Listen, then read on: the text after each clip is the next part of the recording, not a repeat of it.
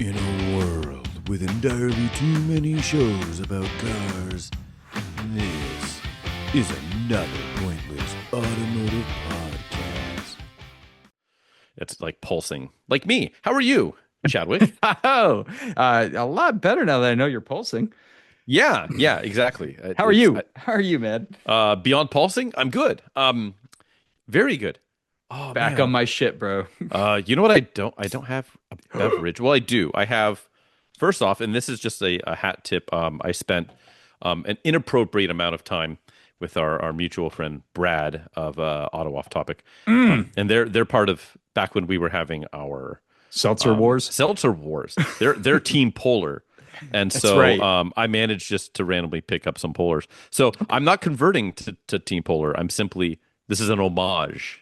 And watching they were you on closely. sale. They Watching were you deeply closely, discounted. my friend. So I've got this, but I do have, and maybe I have some leftover beers from the rally in the Barracuda behind me. So if I feel like I need a roughly 60-degree beer, there's going to be one back there, and so I can do that. I do. I mean, I always love your background art, whether it be a Chevy Sprint Turbo or a Focus SVT lately. I am super digging the Barracuda, bro. I love the color. It looks good. If jump on YouTube, if you're listening on Spotify, just fucking take out your phone and watch YouTube while you drive because Frank's Barracuda's in the background. Yes, yeah, you So should good. actually endanger the lives of you and others, Especially that. by not looking at the road, nor pulling over, or out. Or out. And, thank you. And just for your viewing pleasure, if you haven't borne witness to this podcast visually, you can do that. It's on the YouTubes, and you'll see the Barracuda, the long fabled Barracuda. It is real. I doubt it is And it's its fantastic. existence at this point. You'll have to see it in the flesh at some point. But yeah, you know, I would say certified muscle car. I know at the time it was probably more of like a quote unquote pony car, even though it's not a horse, it's a fish. But I don't know. My muscle car is back.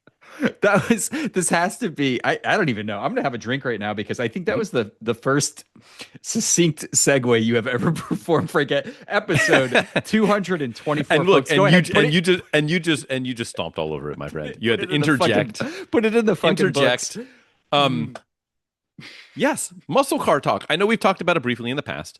Years ago. And but like I don't know. I feel like they're not just mine again, but like in the automotive zeitgeist, I feel like they're kind of coming back. I a got little that feeling bit. too. Yeah. What are like? We What are have you hearing? very much no. Yeah. What's on the street? We have very much no script. Clearly, as you know, if you've ever listened to this podcast before. Sure. But I just like toss out there. What should we talk about there? And I was like, muscle car? Question mark. But so I do think whether we talk about are they back? Are they not? What do you like? What do I like? Yeah. What are thoughts on the muscle car? I like it, man. Don't call it a comeback. It never went anywhere. Actually, kind of did when all the boomers died, right? I think is what we were. They're all dead, famously. They're all Yeah. mostly. I think there's a couple holding on. They're like in the triple digits. So don't know how that's working nowadays. But there was this thing, right? And I think, God, I don't want to fuck up my times, but early 2000s, right, was muscle car peak when things were just fetching insane value for like completely restored, low mileage examples. And then they kind of started a downward trend as that like, you know, I don't know, market segment literally died off. Sure. Not just figuratively in this case. And there was like the Fast and the Furious stuff. There was like the import scene and all that kind of detracted from muscle cars. There's some purists out there and mostly racist, right? Like racist people still like muscle cars. Yeah, So I think. Yeah. that was Frank's gateway into it. But for the rest of us, no, I think, you know what it is though, Frank? I think we enjoy simpler things. And can you get any more mechanically simpler than a muscle car? Like legitimately. Oof. I mean, Uh, maybe mm, air-cooled Volkswagen. If you're talking like a Okay. Beetle, sure. Yeah. that's kind of it, though. Honestly, But you're not gonna get the same kind of driving experience. I mean, there's very Beetles are different. cool. You can, I would Very love cool. to own an air-cooled. I think I Volkswagen will at some point. someday. But like to get in a stock Beetle from the appropriate era and then get in your Barracuda, Yeah, very different things. Very different. Yeah, yeah. Um, but yeah, like it's, and I went through a muscle car phase, and I mean, arguably, like, with what's behind me, you could potentially say that I still am in it. I'm pretty much an omnivore of cars at this point. But Yeah, right. you know, um, I've had a handful of different, really all Mopars. I've only ever owned Mopar muscle. Well, that's all there Not is. the magazine, but It's Mopar or no car, or right? no car, Yeah, or yeah, yeah. massively overpowered asphalt ripper. Mm-hmm. Um, mhm. Or mostly old parts and rust. There's a lot of different ways that you can do A it. little bit of both. But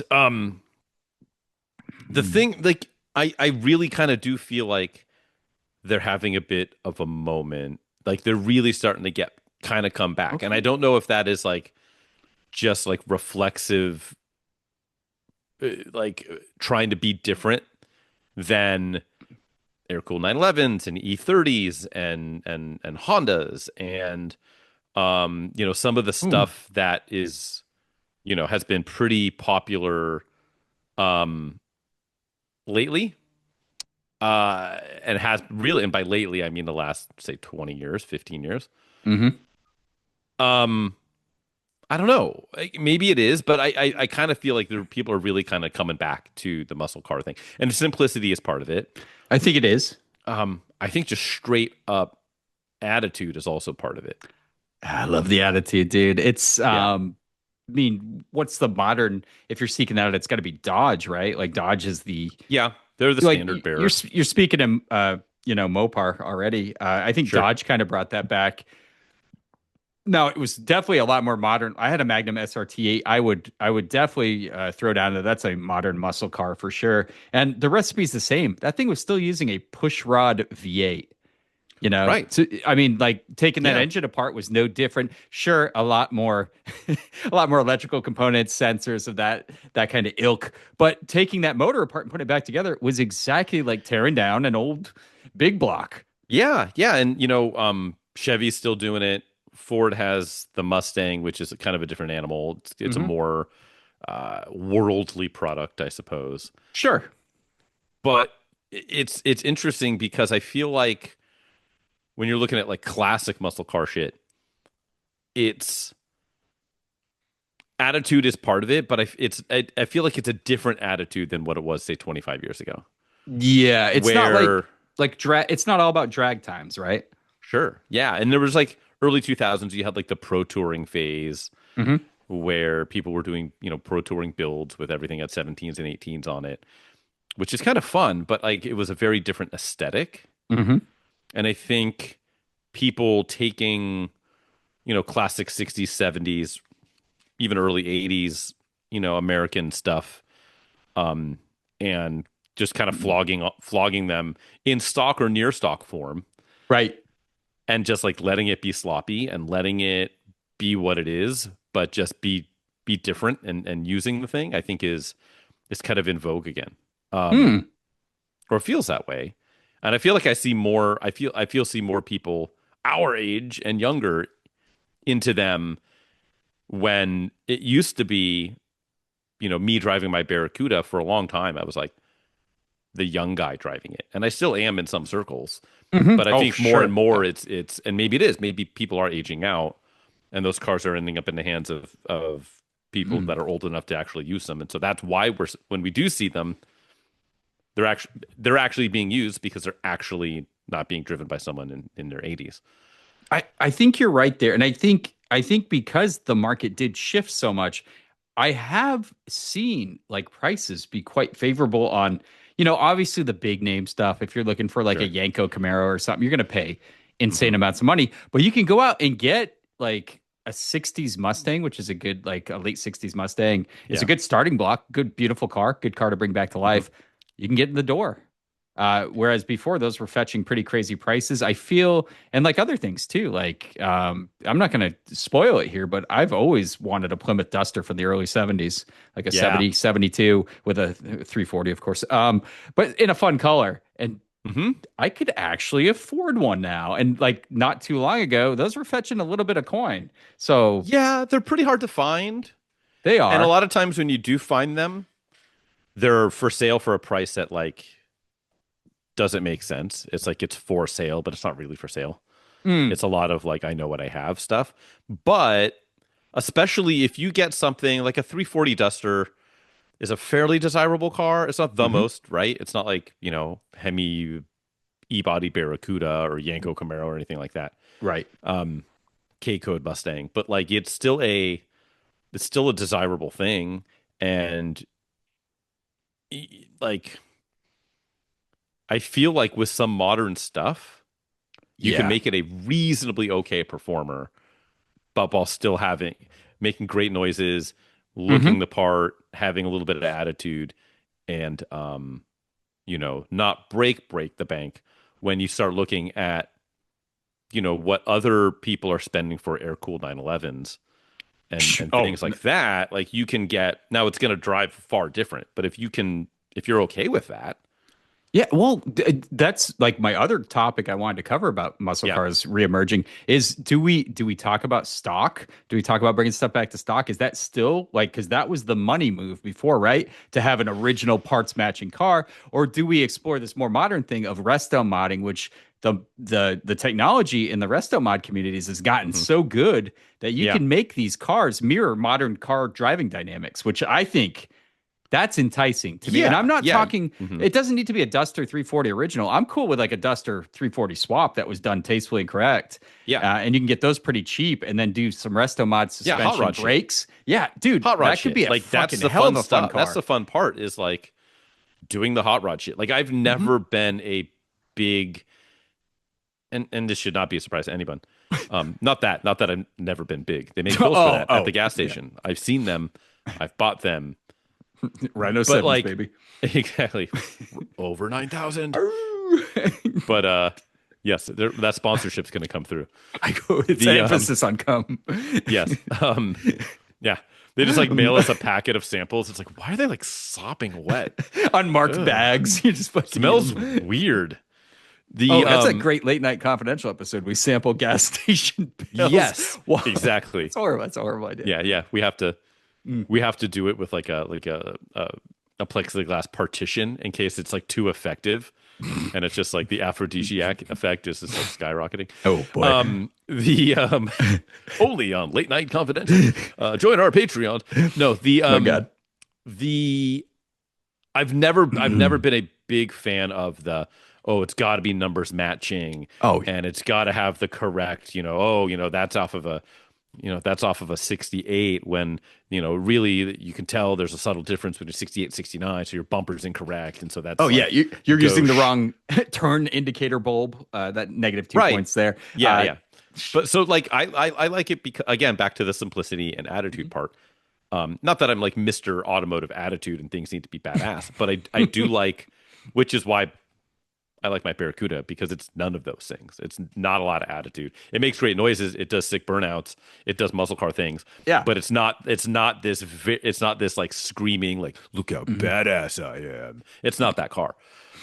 Which works for me. But like hot rod shit is what has always been appealing. Like put the bigger motor in, put the louder exhaust in, do hot rod shit with it, right? Yep. Go out, do burnouts, be noisy, just like take it to places where maybe you are uncomfortable in it, like this rally I just went on.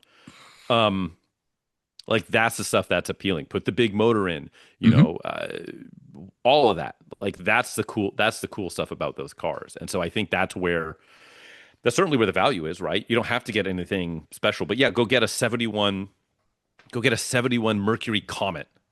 Right. Yeah. And put a hot 302 in it and some like Mustang 2 suspension and whatever. Like get junkyard shit and some resto mod shit and put it together and have something that's rad for not a lot of money and does all the muscle car things. Like that is so appealing to me.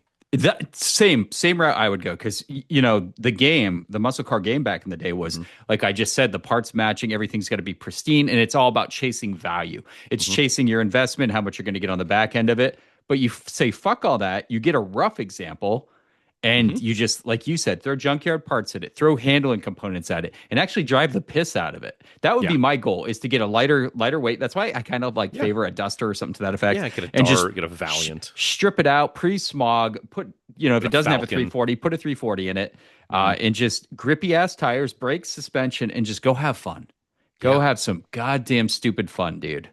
That's it. I think, and like, no matter where you want to be, right? Let's say you want an intermediate, right? You want something that's a little bigger, or you want something truly big, right? Or you want to, like, there's ways that you can do that and have the muscle car experience and not spend enormous coin, right? Like, you just go, let's say you want something intermediate, right? You don't have to go, oh, I'm going to go find myself a Roadrunner or a 454 Chevelle S, Right. Malibu SS. Like, you don't need to do that. Like, okay, you want something that's close to a Chevelle, like, go find a fucking Plymouth Tempest with a 326 and just like put a cam in it and like do some hot rod shit. Or you want something bigger, you don't need an Impala SS, right? You don't just go find a Sport Fury or a Chrysler New Yorker even. You go find a Galaxy with a 390 and like do some hot rod shit. That's the fun stuff, and there are options out there. And now that the crowd, again, that you said is dying off, the crowd that's aging out is the crowd that cared about that shit. Cares about the numbers matching stuff, cares about, the one that looks perfect to take to the sock hop. But people our age that can get these cars now don't care about any of that shit. So I think those cars they'll hold value for a while, but I think the real play is, get the lower spec thing, throw a big motor in it, or just toss a cam at it. Like, they made parts for these cars for fucking ever. Yeah. It's a dangerous market though, for like, so truthfully, the shit we play with 80s and 90s primarily, right? It's still iffy, and we take it for granted here. We're both in California, right? So rust isn't a thing. So we don't really. Right. I look at rust. Back in the day, I'm from the Northeast. It's 7 years in. Most cars have frame rust. It's just it's a fact of life, right? But when you're getting into this like muscle game shit from 60s, 70s cars, you got to get super serious, because these cars did hold some value. And back in the day, shoddy workmanship was a standard. And these things weren't built to resist rust like modern cars. Not that modern cars are perfect, but you got to learn to look at like damage that was repaired. There's no Carfax from 1968, right? Yeah, so these cars have 60 years of wear and tear on them. Right, and could have been twisted around a telephone pole and then welded in like Uncle Wilford's backyard shed, And then if you don't know what you're looking for, you can get into a lot of like can't fix situation stuff. So you want to be aware of those things. You want to get read up on that stuff. There's plenty of stuff online. They're mostly in the old forums from the there are. There's a lot of good shit. Like the early 2000 forums will help you out there, but it is a risk, right? To get into a car this old and that predates like modern tracking technology and keeping track of service records. You gotta have a little bit of wherewithal, and you have to have like that skill set to like inspect a car very well. Yeah, and you'll see a lot of like people that do want to spend money on a good car. They'll just buy something like sight unseen on Bring a Trailer or something like that. And a lot of times you can get a good car, but a lot of times I've seen stuff that is like, oh, this is fully restored, and it's like, dude, I wouldn't drive this car across town. Just like, mechanically shoddy stuff, sketchy body and paint work. So a lot of it is, the good news is, if you're like already looking at the bargain stuff, right? Like kind of like, just if you can see something in person that's this old, obviously do it. Or just assume that like the price you're going to pay better be commensurate with you finding some skeletons in its closet. Because if it's been on the road for 50 to 60 years, there are going to be skeletons in its closet. Oh, always. If you're paying $6,000, maybe you don't care. If you're paying $60,000, you better damn well care. So, the pitfalls are different, right? Because you don't got to worry about smog. Yep. Right? You don't got to worry about SRS systems or whatever, right? Monitor readiness. Yeah. You don't have to worry about any of that, right? Emissions. But you do have to worry about like, depending on the car too. My car's a little on the obscure side. If you go out and buy an AMC Marlin, there's going to be shit that you won't be able to find parts for. Sure. Yeah. But if you go buy a 66 Mustang, they sold 600 and something thousand of those in just 1966, which is an insane number. Wild. It's so you can get any part ever for that car. So just like do some homework, figure out what you would want, then figure out how to get the cheaper version of what you would want, right? And then the almost get you there solution, right? Like you want something, God, it's so pricey, and then you find the car that was kind of built to compete with it, but never got the fame. Sometimes that cheaper option is still available, much cheaper. It's a good way to get close to it, or the little brother, right? Like Chevelles and Novas and things of that nature. You can do the little price chop and see what fits in what you're trying to do. I agree. I think when you're not chasing numbers matching and things like that, you can roll the dice a little bit. I think that's makes that choice a little easier. But know what you're looking for and what you're getting into, right? Like you said, there can be some parts that just unobtainium, right? Yeah, and like it's funny you mentioned a Nova. Like a lot of these cars were like some of them, right? Mustang wasn't really platform shared. I mean, it was, right? It's the underpinnings were the Falcon. Yep. But if let's say you really want a Falcon, well, you can get a Comet. Comet's probably cheaper and it's very similar car. You want that Nova, right? Like, oh, I want a 71 Nova. Well, Novas command a premium because people want a 71 Nova. So what? Like maybe go get an Olds Omega or a Pontiac Ventura. Like there are other versions of that car that are a little different and in my opinion, a little more special because they're cool. Go get a Canadian market Acadian. True. Which is, like there's stuff out there. So if you do just that, right? You say, okay, I would love a Chevelle. I would love an SS Chevelle. What are my options that don't involve me spending $85,000 on a nice SS Chevelle? Like, is it, what does that look like? Is it a Buick GS? Is it just a base ass Skylark? I've got this Chevy Vega parked over here. Why don't you go ahead and price chop that? Yeah. So there's ways to do it. And at the end of the day, just like whatever gets you in the door to do hot rod shit. I don't know. 100 shot of NOS on your 200 Ford Falcon. Oh, absolutely.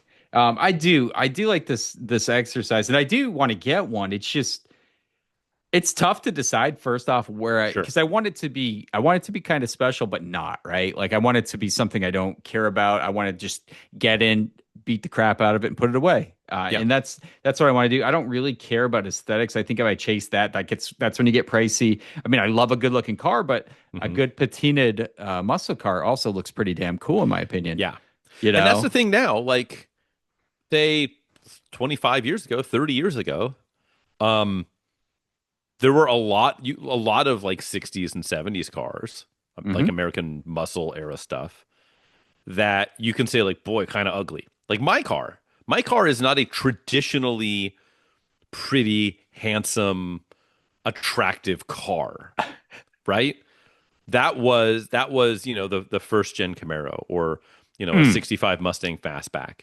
Right. Those were the cars that people are like, oh, that's a sharp looking car. A 67 GTX is a sharp looking car. Very, yeah. My car was always like, oh, that's a weird looking car. But now that we're so far down the road, when I was driving this car around, I got it back, I drive around, everyone. It got everybody's attention. Thumbs up, taking pictures of it. People asking, what is that? I've never seen anything like that. And so, it's because they look at your rear glass a little squinty after a couple of drinks and they're like, holy shit, it's an E-Type. Right, or a Boattail Riviera. Or True, like, yeah. There's a bunch of stuff, but it's what's funny is like if you have anything that's in decent shape, right, from the 60s and you're driving around, it's instantly cool. There are no ugly 60s cars at this point, right? Like, a four-door Corvair. People are like, that thing's sick. Like, that is cool. Like but forever, that was just like a roll it into a garbage can. Like, well, it's because it's the era of design over science, right? Like fuck a wind tunnel. Certainly back then. safety. Yeah, Yeah. definitely safety. Right. But honestly, though, like design won out, right? It was actually form over function, right? Yeah. For a lot of these designs. So Yeah. I think that's something we dig on because let's be brutally honest, we live now in a time of monochromatic SUVs. That's all you or see the wind on the tunnel. road. The wind tunnel does win the day, right? For Sure. cafe and emission standards and It wins the mile day. You're right. economy. Yeah, it does. And so yeah, like just being able to see something that is different, right? Something that's got some fins or it's got some, chrome Mhm. outside of just outrageously huge pedestrian murdering full-size pickup trucks. Nothing has chrome. Just their chrome does not exist. So yeah, like something with metal and chrome and this and that, it again, like whether you call it attitude or presence or a sense of occasion, as some of our friends like to call it. It has It all doesn't- of that. It doesn't justify you putting a billet aluminum alternator in your muscle car just for shits and giggles, though. Right. Oh yeah, no, there are wrong ways to do it. Yeah, I should have on the rally, I should have got one of the timeout dolls. Oh, you Just son of a to- just bitch! to- just Your own parking it. personal pet peeve. Yes, have it wear like a backwards red Nike cap, and let's make it like a Fred Aw. Durst one. Oh, Yeah. What reference did you think I was making? I don't know where you're Just going like with hating on the Yankees. it. Nothing wrong with that around these parts. Just get people like wanting to kick the shit out of it. No, there's wrong ways to do it. Yeah, like the billet. Really, any Windshield washer cap. at this point, any Boyd Coddington Oh, wheels God, come on now. or the like the billet, like the Batwing shaped like steering wheel. Oh, so bad. Yeah, billet. Really, anything billet. Honestly. Yeah. Yeah. Anodized this or that, but no. I don't know. Outside of, you mentioned the Duster, what else is in a vacuum? What else would you be looking at? So honestly, a little interested in doing a Corvair build. Just, Yes, hell just, yes. You know what I'm saying? Just to do it, because that's like the critical support, my friend. ooh, that's the 911 middle finger right there, right? It is. That's got to be it. And just make it handle well. Ooh, because they're pretty You know light. what? They're That'd pretty be light sick cars. to do like a really nice, like a Yanko Stinger build, or just do like a cool outlaw Corvair build. Yeah, right? like a fucking Monza grippy, or something. grippy fat tires, Spider. modern suspension. Right, and then take it to Luft. See if you can get it in the Luft. It'd be like, oh, Looks you want air absolutely cooled nothing like a- or cooled flat six? Let's go. Yeah, Fuck yeah, dude. that would be sick. What I are like the those cars a lot. I've come I to love like, yeah, I've come to almost buy one a couple of times. Uh-huh. Are you like the first gen or like the later ones? I'm a first gen guy. Same. Yeah. Give I'm me a a good first gen guy. 64. Let me 64 is the Google best year. suspension options that are direct bolt on for Corvair real quick. Oh, results 0. It's Yeah. results 0. But dude, custom fab some mounts and just Yeah. throw something gnarly in there. Make it handle good brakes. For the record, not a muscle car, but yes, Not I'm- a muscle car. I'm on board with this though. 2 fire extinguisher minimum. God, dude, I'm so into that though. Corvair. Do we can? Hmm. I don't know. Corvair Is there challenge. enough space to jam something muscly back there though? People have done it. People have done like It's a lot of 350 work, swaps right? and stuff like that.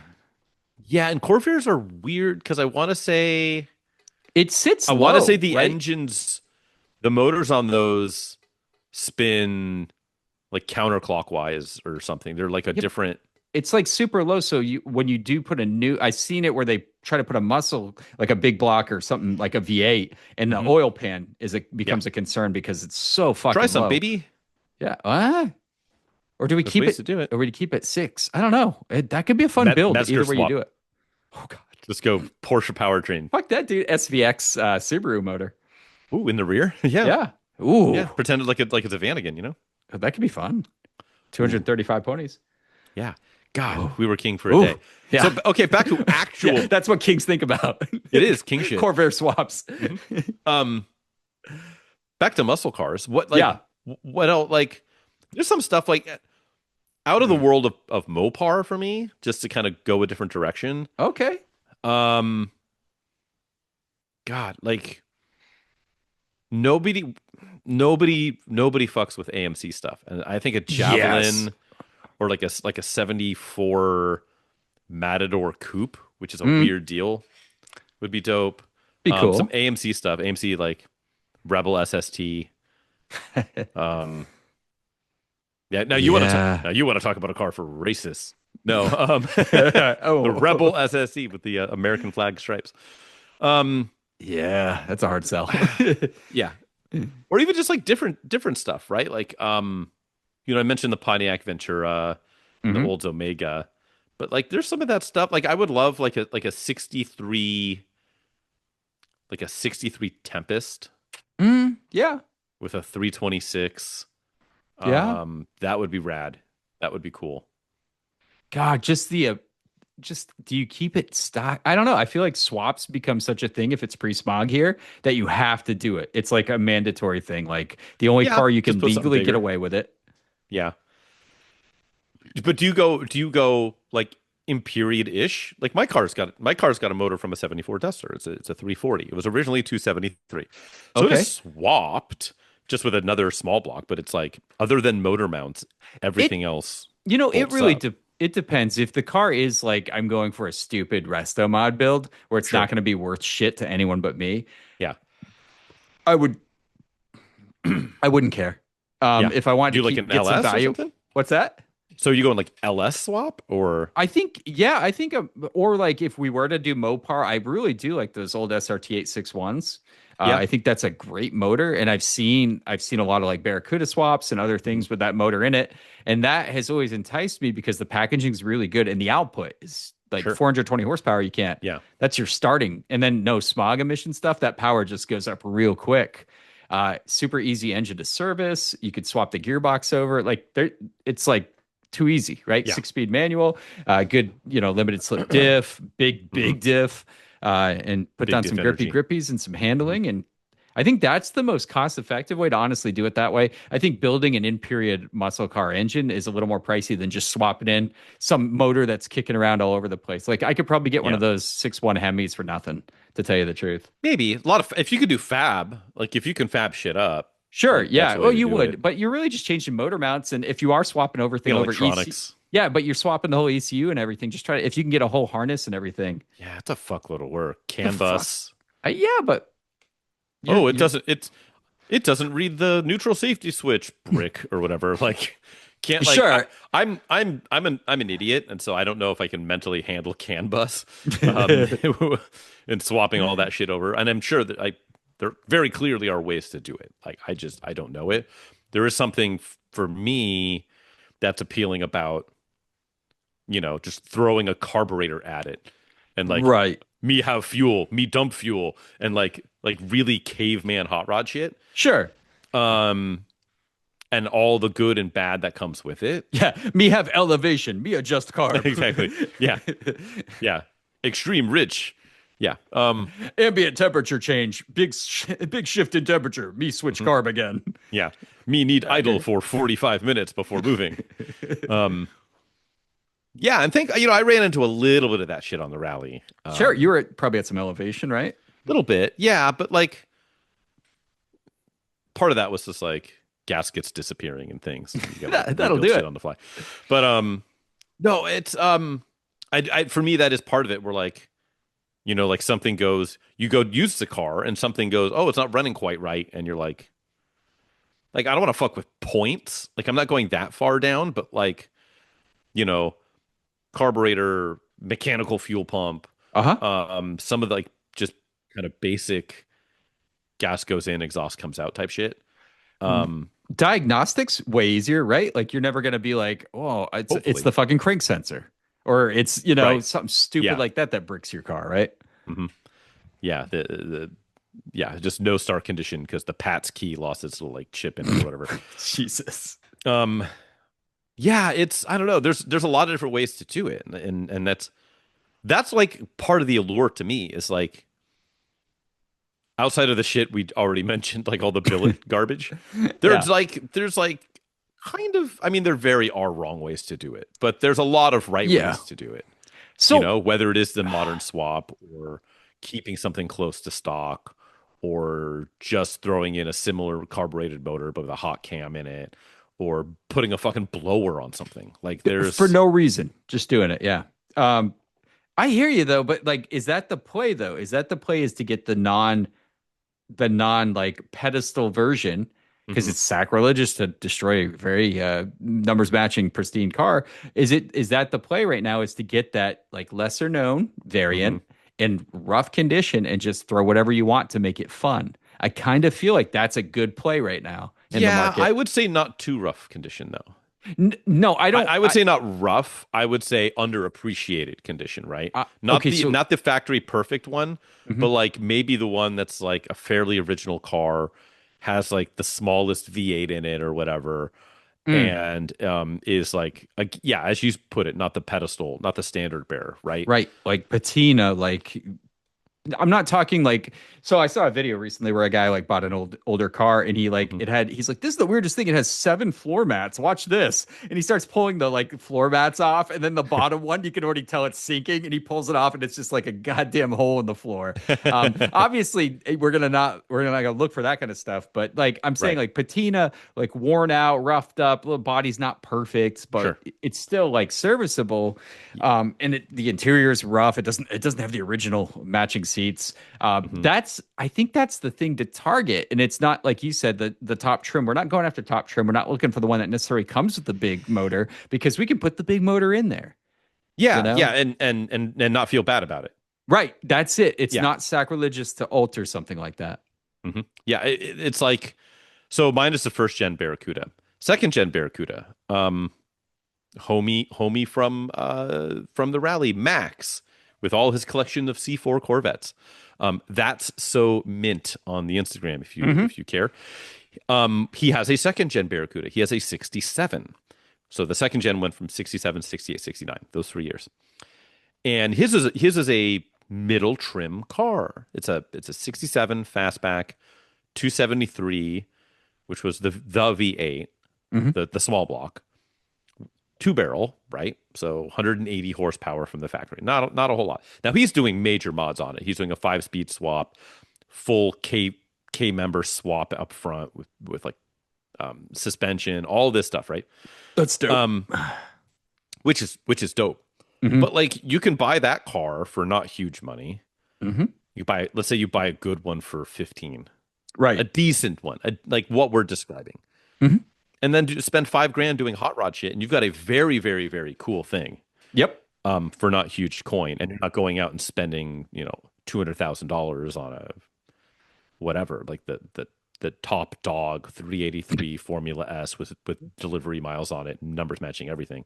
Good. Then you're just buying a white elephant, and Hmm. so and at this point, to anyone who's not boomer generation, for the most part, it doesn't like they're just one is just as cool as the other. Hmm. If you pull one up and it makes all the muscle car noises and it looks the part, nobody cares, honestly, almost what motor's in it.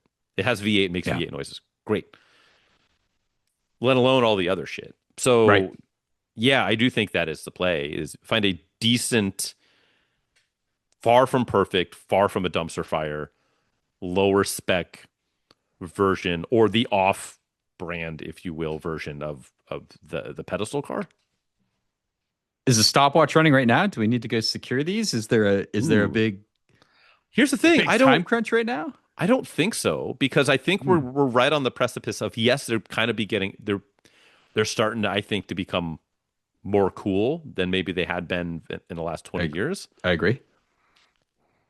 However, these people are just going to keep on dying, They're dead, right? dude. They ain't getting younger. So, if a lot of, people in their late 60s, late 70s, late 80s that were into these cars for a long time Hmm. keep bucket kicking, um, I think more are going to come to market, and some of the really special stuff will still command big prices, but I think some of the stuff we're describing won't. Um, and so I think it could be, I don't think rush, but keep your eye open, look for a good deal, and when it comes up, grab it before someone else does, and then do hot rod shit. Fuck, dude, I got to get rid of so many other You got to more drive the modern Barracuda. shit. I You got to get seat time in this thing. I'd love to review that thing once it's full review worthy. You think it throws down a nasty quarter? Ooh, it can if you know how to. It's funny. And maybe I can just spend a second. How much you've been watching the clock? How much time we got here? Do I got time to talk about this car real quick? You want to do PCP? I'll do it on PCP. I'll do it on PCP. That's I'll do more PCP. appropriate venue. Yeah. So I can discuss it, but it certainly could. I would love to. I would love to drive right. that car. You're absolutely right. Yeah. It's nice, it's a dude. good time. So you heard it from the experts, guys. Get out there and buy those shitty fucking muscle cars. By the way, we're absolutely not experts. Oh, I wasn't referring to us. I was just saying exactly. I saw it on like an Instagram reel or something. But I have, dude, many times. I go flipping through the marketplace and I'm like, I can't even call myself a car guy. I don't have a muscle car in the fleet. No. What's wrong with me? No, and then and maybe an episode for another day because we've been focusing on the classic muscle car era. Mm-hmm. There's a modern muscle conversation to be had. Aware. And but when I say modern, I mean just after this. So anything say 80s and up, or even there's some like Malaise gems that could be a whole other conversation. Mustang Cobra. Mustang 2 Cobra. Mustang 2 Cobra. Yeah.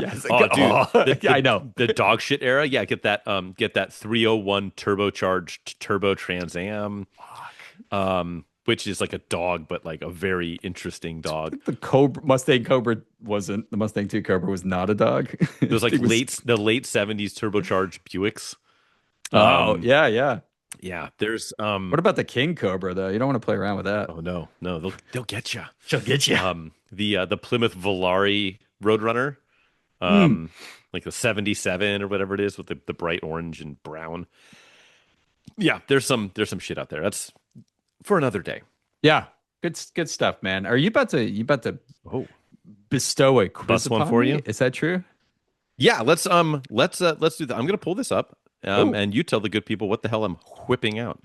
Hey guys, welcome back to a little segment we call Automotive Print Ad Quiz because we don't have a clever name. Never will. What are we, 220 something episodes in? Fuck it. So Frank's going to dig up an automotive print ad from a magazine, some other kind of periodical of the time. 80s, 90s, early to mid 2000s are fair game. I get 3 guesses to figure out what he's doing after he reads that ad, omitting most of the things that give it away. Every time I fail, I can ask for help and you'll help me out. 10 minutes are on the clock. I don't know. He looks like he's got something spicy cooking up. Frank, please go ahead and roll that beautiful bean footage. Oh boy, I will flick this beautiful bean footage. So this is a 2-pager.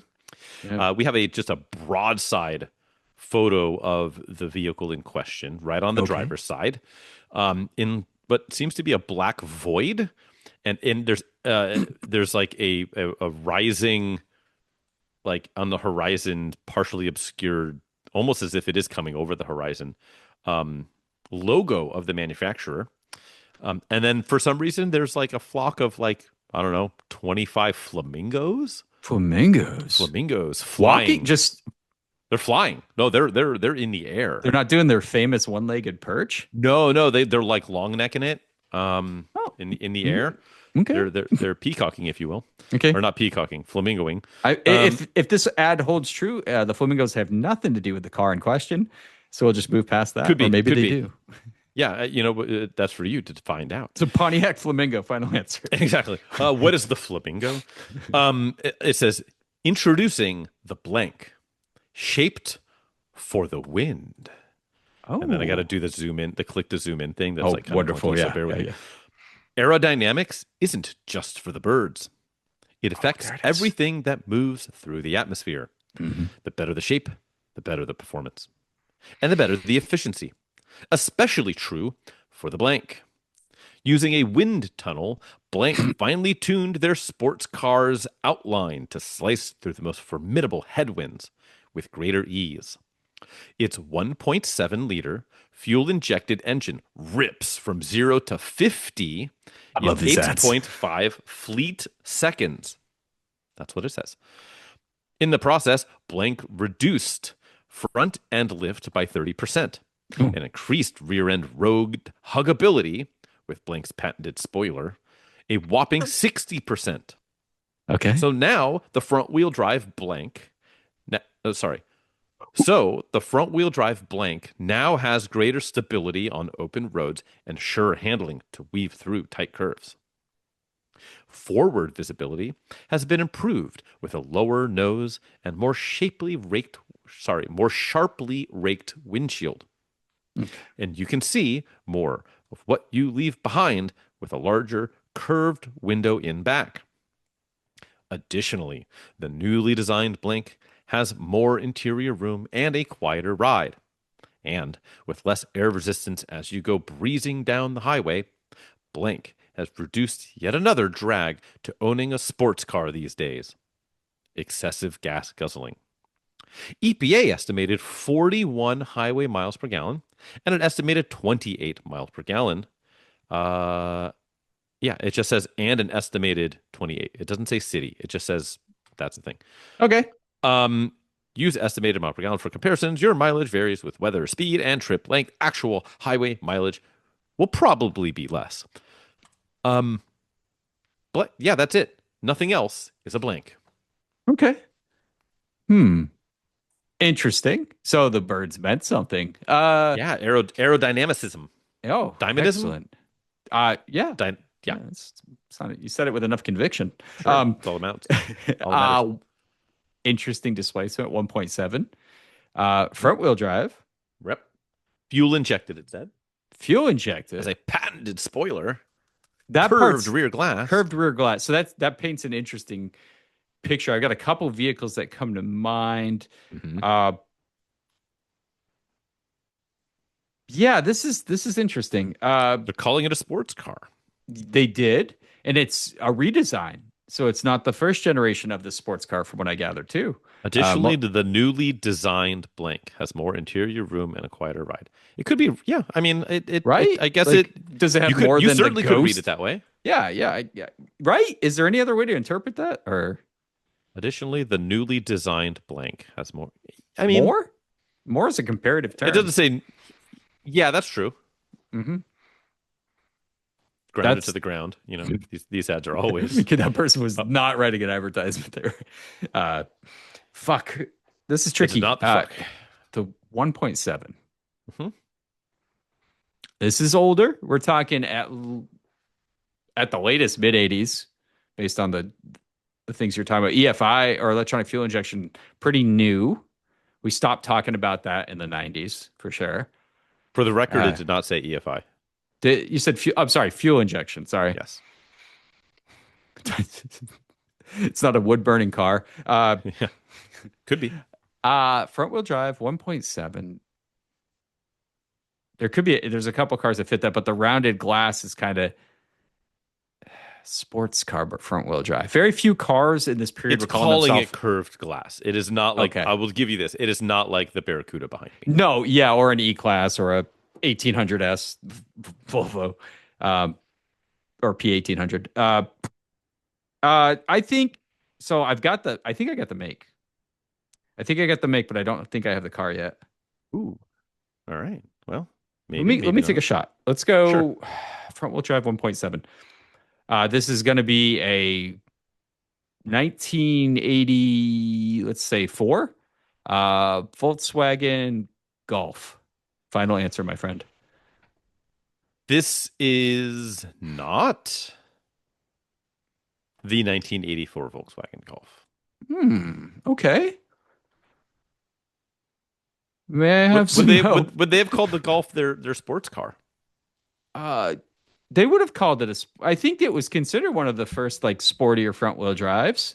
I think at this period there weren't a lot of front wheel drive sports cars.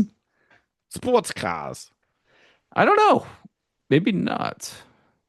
I mean, that was just a straight up Golf was a pretty pedestrian thing. No, they always were touted as being even in like the early 2000s when Volkswagen tried to say even its base Jetta and base Golfs were sports cars. Remember the commercials with the Sure. German guy? Yeah. That 2-point slow was not really that much of an improvement over what we're talking about right now. I mean, Trying to think. Well, okay, let me see if I can give you a hint other than telling you yeah. you're wrong. Am I like completely off base here with Nope. that? Okay. So how so? Without giving you too much, you That's are what she in said. you are in the right. Let's just say you're in on the right continent. Eurasia. No, just Europe. Eh, Name this continent, Asia. Yeah, Oh man. Okay, let's go with that. So European, front wheel drive, Mhm. sports One car. I'm gonna seven. hold on to sport. Their sporty car. Mhm. Sporty. 1.7 Sporty. front wheel drive with some curved glass. So that's why I'm thinking it has to be hatches in my head. And I thought Volkswagen, well, 1.7. I can't think of Mhm. another 1.7 car. Uh 85. I think I'm close on the year. You didn't say whether I was like way the fuck off in a time machine. So I'm gonna assume I'm ballpark correct on time. I'm an idiot. You There's just like get it. there's three references to wind. Is this is this an 80, let's say 84 Volkswagen Scirocco? Final fucking name. I'm an idiot. Answer. Is that it? Introducing the 1982 Okay. Scirocco, shaped for the The wind. fucking name is wind. So this is yeah. Yes. Well, I mean, to be fair, Why golf. wasn't You that did say coming up? golf, which is also named after the Gulf You- winds. Um, I just knew the displacement. I was keying off yes. of completely. I believe, and correct me if I'm wrong, and I've done no research because I don't do that sort of thing. I think 82, which was the first year of the second generation, I almost said Golf, Scirocco. Mhm. I think that was the only year of the 1.7 because I think the next year in 83 it went to the 1.8. I think. Ooh. But I there was think like 1.7 was only for 82. but there was two engines though that for the next one, right? There was a 16 valve and a Eight 12 valve, valve? 8 valve. eight valve. Yeah, the eight Okay. valve and then 16. Yep. Okay, The this one 16 didn't valve was have it. later. I don't think 16 valve came until 88, maybe 87. Okay, so but Maybe for 86, this I there don't was know. only the one engine option, right? Yes. The 1.7, which Yeah. they stuck in every Volkswagen during that time period, if I remember correctly. There were a One ton of seven, and it was that's why I had to correct you on because you said EFI. Like this is not electronic. This is good old I Bosch was, CIS, my you know, friend. I was thinking a little bit ahead in time too. Yeah. So yeah, that tracks. I don't know how I missed all the wind reference. That was horrible. It's okay. I always forget that Volkswagen is a manufacturer of cars. Like You're I forget. famous for that. Yeah, yeah. Maybe I don't know. Maybe I just This is a Giugiaro don't like the design, Nazi isn't cars. it? Though That's the next one. that's the first one. First one. Sorry, the wedge one. The more first one was this wedge. one was like we don't need you anymore, and then they just kind of did it on their own, similar to like the first gen Impulse to the second gen Impulse. right, or the Piazza, if you will. Yes, the I Mike d- Piazza. Fuck, I like that second gen though. I don't care. Yeah. Oh no, I'm right there. I don't with you. care. But yeah, the wedge for the first one's so much better. Yeah, no, good one, dude. How haven't we done this car yet? That's We shocking. might have. I just Did I like fuck up the last time too? I just like the we're kind of like going over our trail. Like we're treading over trodden ground at this Dude, point. it literally said, I'm thinking back, like the birds, the fucking wind tunnel. I'm like, Yes, I'm copy and pasting you the Let's see ad it. so you can see the birds. I want you to see the birds. I can't believe there's fucking birds in this ad. Oh, he's not. we He's got not joking, birds. dude. There's birds across the full Oh, that's a good shot of the car, though. Oh, Bird that in looks it. good. Bird That's dog a in it. great ad, dude. Yeah, it's funny. I Beautiful. tried to like not overly describe the red logo coming over the horizon because it makes you think if I was you're gonna just say looking at the Datsun. Final description, answer. it just looks like it looks like it would be like a late 70s Japanese car ad. Mhm. Yeah, it's a Datsun. yeah. God, these things had more overhang than I remember. Yeah, it's overhanging brain. Dude, it's hanging all the brain, dude. Yeah. Good car, man. Good job. Yeah, they're good. Good ad. Good ad. Good job. I don't think Good we've job, done that. sir. I don't recall that one. We haven't done that ad, but we Yeah. might have done that car. Yeah, cool. Um, We got there. Anywho, good job, golf clap. Have you made any progress Scirocco clap. on project cars or other? Have I made any Or progress? similar. He says in a kind of insinuating tone that I should have. Yeah, so I did. I did probably the biggest project car progress one can do, PCP, is finish a project, right? Nice. So that's what we're all driving towards, even though my collection of dust gathering cars would tell you another story. The tracker. I filmed a Yeah. review, which is usually Hmm. my like final piece of the puzzle when I restore a car. The review without drama, without issue, and Nice. without a sense of speed. It had literally the second slowest accelerating car I've ever tested. The only thing that beat it Fabulous. out was my Isuzu Trooper from 1988. Yes, which is a 17 lot bigger with only a little bit more horsepower. yeah, like a fraction of a in its heyday had a little Hmm. more power. 17.2 0 to 60 time on the tracker. Wow. uh, Yeah. hmm, Mm-mm. My quarter mile time was not criminal speeding. It was 63 miles an hour fabulous. or something to that effect. It was so bad, dude. We know they're not fast, and they're Mhm. not known for being fast. It did weigh just under 2,200 pounds, which it is the Okay. lightest. That's the lightest tracker you can get, right? Like those Yeah. early ones, soft top, manual, rear wheel drive only, 8 valve motor. That's like the absolute Yeah. lightest spec you can get. So pretty impressed with that. That's with like no fuel in it. That's like below a quarter of a So tank. yeah, can So you imagine four-wheel drive, hard top, three other people in the car, full tank of gas, yeah, bunch of some bullshit in the cargo area. Like what numbers is that putting down? dude, you're not safely merging on any highway. No. To be brutally Yeah. honest, but to tell you the truth, that low curb when you're driving it, it does not feel slow. And I Right. think I think it's because all the inputs, and I mentioned during the review, all the inputs are so direct with that thing. It's like there's no slop because there's nothing to be sloppy with. It's everything's like bolted together Hmm. flimsily, and there's no weight or mass to worry about. So it feels like you're moving and then you're not. Right? Like Right. it's a weird dynamic, but it gets up to highway speed. It holds speed. Like that's a modern Ooh. achievement, right? Yeah. Like it's No, they're not noisy. that like it is funny because it's like, yes, they're slow, Uh-huh.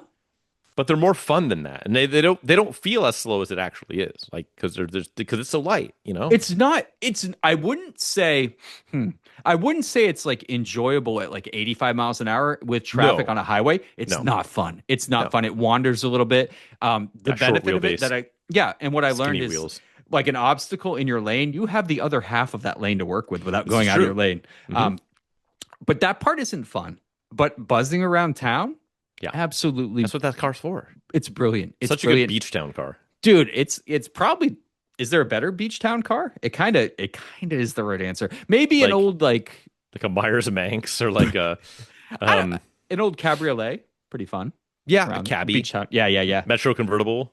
Metro Um, definitely a Metro convertible. Keep yeah. it Geo, baby. Geo or Yeah. go home. But right. no, it's great. The car is actually listed for sale right now too. We can talk about that. Ooh. Went live today. Live. When this episode comes out, you'll have a couple more days to go ahead and secure that. Find Geo Tracker if you want.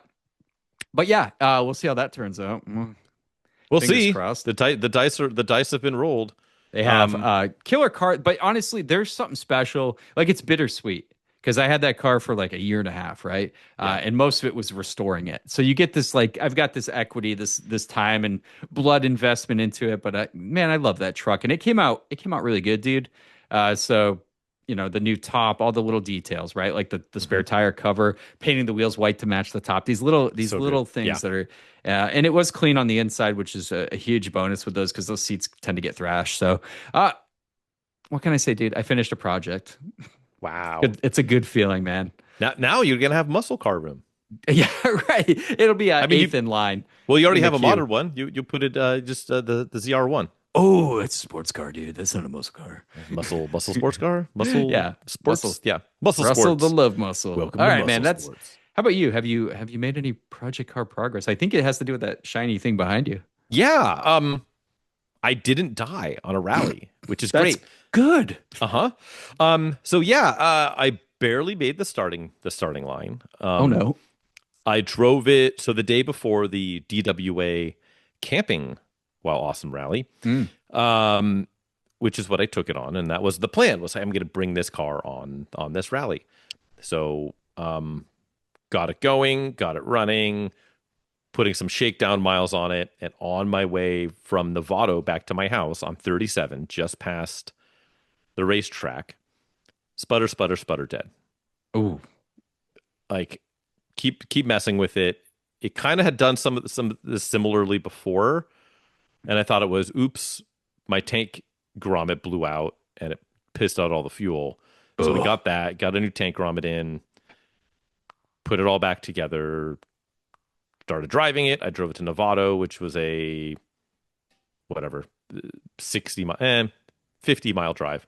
Good little And shakedown. then on the way back, on the second set of 50 miles, yeah, made it whatever 15 miles down the road. Fueling issues. I was basically the front float bowl on the carb not getting fuel. Rear had a bunch of fuel in it. Like, okay, maybe the needle on the front carb is sticking. It's a brand new carburetor. Oh, yep, okay, brand new interesting. carburetor. But weird machining shit. Who knows? Mhm. Anyways, Cliff Notes. Get it to my homie's shop because it was between my house and where the car was. Got it there. Haggerty roadside because I'm tired of burning all my AAA tows, and I have Haggerty on this car, so used the Haggerty roadside. Had to sit with the car for 2 hours, which is fun. Always. Got it to his place. We tinkered with it. As it turns out, the fuel filter it's one of those nice like billet aluminum ones with the replaceable like brass element inside. Yeah. That element was installed incorrectly. It was flipped inside just from the factory. What? So They what should not even allow is, for that to happen. So it was only filtering through like this little circle of a hole. You're fuel We didn't realize it there. We're Yeah. like, okay, like this element's being weird. We're like blowing through it. It wasn't going through. So we're like, okay, it must be plugged up. Car had sat for a while. The tank's not that old, but like, okay, whatever. So we're like, we'll just run it without this element for now. And when I have an opportunity to, I can put it just a generic inline one. Mhm. So I bought an inline one, didn't have time to change it before the rally, took it with me. Was great on the rally, right? Drove great. I figured like, okay, maybe night one, once we're all at the campsite, we'll put this in, right? We'll get it. We'll let the car cool down. Car was brilliant. Day one, handles way better than I anticipated. All my nice big chonky sway bars and all the suspension goodies I did on it really paid off. Steering is another story. Transmission is another story. Transmission's fine. It's just a 3-speed auto. Okay. And on a rally, that limits you in a lot of ways. Top speed is pretty limited. At like 80 miles an hour is like 4,200 RPM. Oh boy. And in a small block V8, that's like not a place you really want to spend all day at. So there were times I pushed it past that, but in spurts, not like sustained. Sure. Sustained. Oh, we've got 20 miles of high speed sweepers. It's like not great for that sort of thing. No. And also downhills. Downhills are fun because tight and twisty downhills, I can't really gear down. I can do it in second. Oh, but it's not. Yeah, that's right. Yeah. So then I'm on my brakes all the time. And the brakes are okay. They're 1974 Plymouth Duster brakes. Okay. So they're better than four-wheel drums, but they're 1974 Plymouth Duster discs. And so, there were some pretty hairy roads we went on. Oh, God. And the car it was an absolute riot on the way up. And I'm like sawing the wheel back and forth, just making every turn and just fighting That's it. fun as hell. Which was kind of fun, right? Yeah, it was a lot of work, but it was fun. But the downhills were like, really brakes started getting really hot, kind of mushy. So I'm like, okay, I don't want to die. So I got to you just got to go really slow.